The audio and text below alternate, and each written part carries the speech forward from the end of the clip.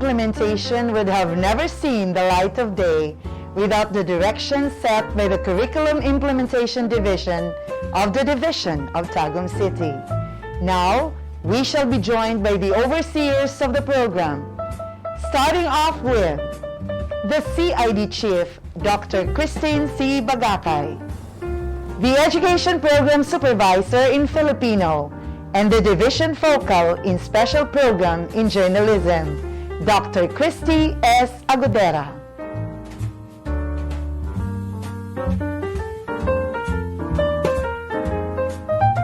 Good morning, Doc Christy and Doc Christine. Sounds like, no?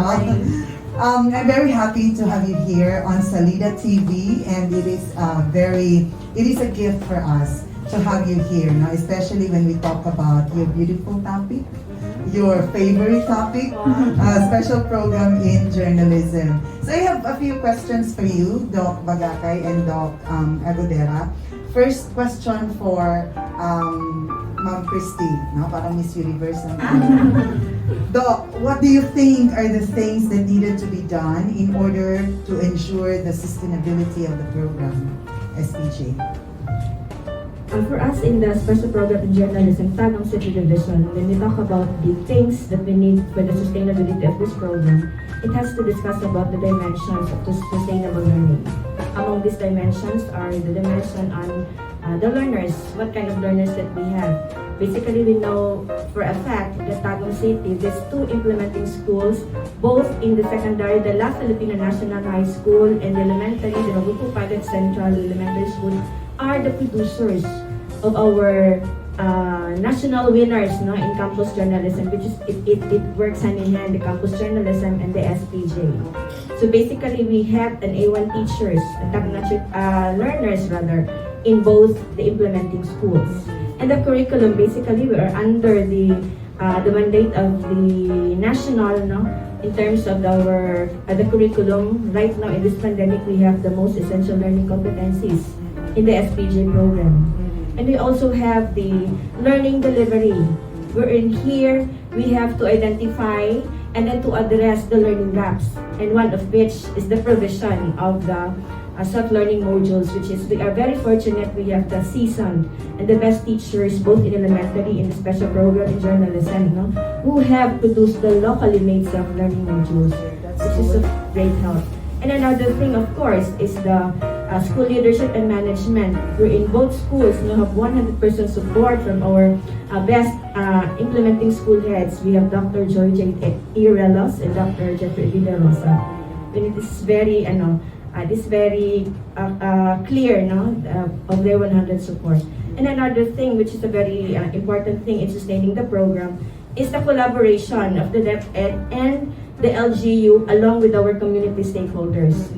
Wherein the support is there financially, morally, and the professional, the teachers, professional development. Wherein Tagum City Division has been giving the trainings, no, for our teachers and our students as well, no, to keep abreast of the new trends and techniques in journalism. So those are very important features in sustaining the program of this special program in journalism. I agree, because when we talk about sustainability, it talks about support. Correct. Not support and the willingness of the teachers and the school heads to really implement with dedication, no, and with integrity to the program. No? So that's very good to hear, Doc Agudera. As for Dr. Bagacay, there are challenges, no, along the way, especially now that it's pandemic time. Now, how can we assure that the skills and competencies are adequately transferred to the students, considering that there is no face-to-face lessons conducted? Okay, thank you very much, Jo. Now, in this time of pandemic, we can still be assured that our learners will be able to get the quality education and instruction that they should be having. First of all, we have different learning modalities. Now, one is the online modality, wherein our special program in journalism could use. With this kind of modality, our students and our teachers would be able to meet online, so they could discuss things and be able to undertake the different competencies that are at store for our students. Yes, aside from the online modality, we also have the modular and all this, the RBI, the TVBI, everything is working hand in order to, what do you call that? In order to deliver what has to be delivered, no? So, Yes, one thing is we have the supplement of the RBI and TBI instruction, which we are very proud to say that this school, La Filipina National High School, is a producer of the junior high school episodes for the different learning areas. Most of the episodes for the junior high school are being developed in this school. So since La Filipina here has the studio already, we could be assured that this is being shared also by the other schools in the development of the different learning modalities. And that with this alone, the presence of a very good facility here through your studio, we would be able to reach not only La Filipina, but other schools as well who are into special program into journalism. We'd be able to reach our students. Exactly, Yes. exactly. I agree with you, Doc Bagacay. And you know what? I really dream of the day that COVID will be gone, because we will not be seeing teachers who will be our crew, no? When we produce segments like this will already be students, no? And I look forward also to the establishing of the TV, radio station, because I think that all these facilities, no, are side by side in delivering the deliverables as we call it, no? So I agree to what you have been saying, Doc Bagacay, that we have the facilities and we have the teachers who are equipped and willing, no? It's not enough that these teachers are equipped. It is important that all of them are willing to do beyond what is expected of them, no? So that's a gift with the division of Tagum City. Going back to you, Doc Agudera, any updates? Any recent updates of the implementation of the SPJ? Yeah, I would like to share to everybody that this is coming from the central office, particularly from the BCD, the Bureau of Curriculum Development, that in special program in journalism in the whole Philippines, there are around 16,000 students right now. And from that, there are 76 implementing divisions. And in Region 11, there are only 3 divisions so far. You have Davao City Division, Compostela Valley, Davao de Oro rather, and Tagum City Division. And that from 3 divisions, there are only 4 implementing schools. The 3 from secondary, 1 from Davao City, 1 from Davao de Oro, and 1 from Tagum City. And the 4th one is from elementary, which is the Magupu Pilot Central Elementary School. Okay, so that's it. And also, from Region 11, the population, we have around 500, and half of which are from Tagum City Division. Yeah, that's very Isn't it nice feeling? Yeah, no? enlivening. Yes, Yes. that's correct. And another thing is we are now in the process of quality assurance, no, of the harvested learning materials for SPJ, which will soon be uploaded in DepEd Commons under the OUA, the Office of the Undersecretary Administration, no, under Sir Mark C, no. And for that, of course, we should be furnished with a soft copy to be used in our 2 schools.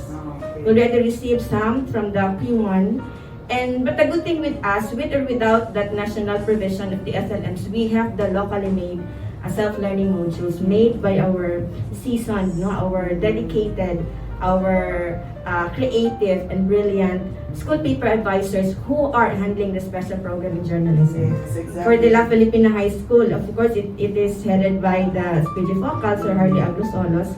And for the Magupu Pilot Central, we have the 2, Ma'am Iris Mejos and Sir J. Anthony Bangkulita, who are all outstanding school paper advisors and winning school paper advisors. Okay, that's very nice. Another thing, we're also in the process of the quality assurance of the policy of the special curriculum programs, including here is the special program in journalism with the Bureau of Curriculum Delivery. So some of the updates actually will be laid down to us, no, in the upcoming online orientation on SPJ comes November 24, where we have 10 participants from Tagum City, no? 5 from elementary, from pilot, and 5 from La Filipina National High School, together with Sir Harley and I, and of course our bosses from Tagum City Division.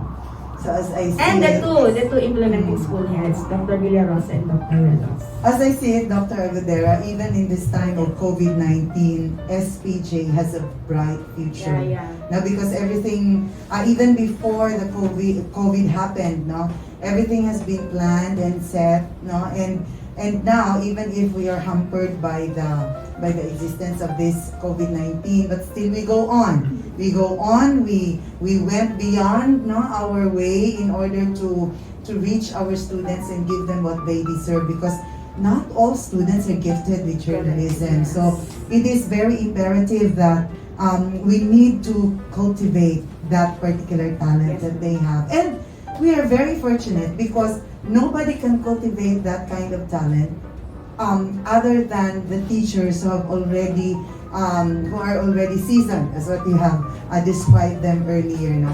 So congratulations on the curriculum implementation of the SPJ under the Curriculum Implementation Division, and you, Dr. Christy, being the focal of SPJ implementation. So move forward. No, we don't have anywhere else to go but forward. No, thank you very much. Maybe you can give your message of support. Maybe we can start with Doc Bagacay. Message of support to our SPJ implementers. Okay, to our two identified schools, two as of this time, but we would still be working that and that dreaming that if only, because we have so much talent in Tagum City, and that if only all of these schools with this plenty of teacher talents in journalism would also be identified and recognized to be implementers of the special program in journalism, well, that would be very good for us, especially in this time that almost all our schools have already prepared for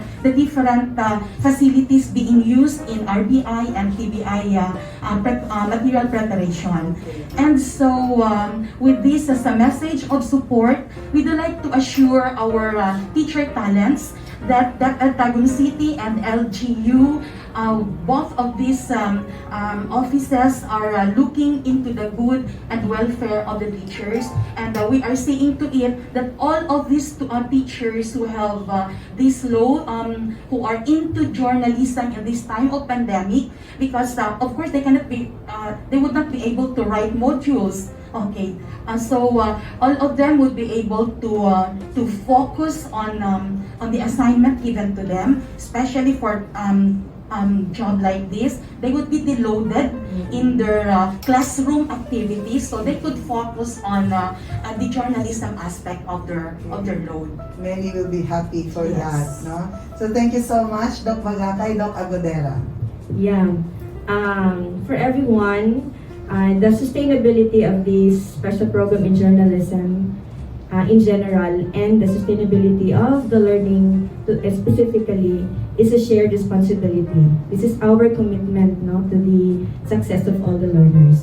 So for that, I would like to give my utmost felicitations and my gratitude, no, to all the teachers of the SPJ, both elementary and secondary, for sharing your KSA, your knowledge, your skills, and attitude in the learning delivery, no, of our program, our curriculum of SPJ. So thank you very much, and so goes with our gratitude, our recognition to our two lead implementing school heads, Dr. Joy J. Iralos and Dr. Jeffrey Villarosa, no, for the superb, no, school leadership and management. And so with our gratitude to the LGU and all the community stakeholders for being the wind beneath our wings, no, in soaring high, and for the successful implementation of our SPJ in Tagum City Division. Indeed, we say, Tagum Tagumpay, Tagumpay Tagum. Thank you very much, Doc Agudera, our focal in the division office for SPJ implementation, and our CID chief, Dr. Christine Bagacay. There you have it, my dear friends. The overseers of the SPJ implementation, Doc Bagacay and Doc Agudera. We hope to see the SPJ soaring high, wider, and farther. Thank you so much.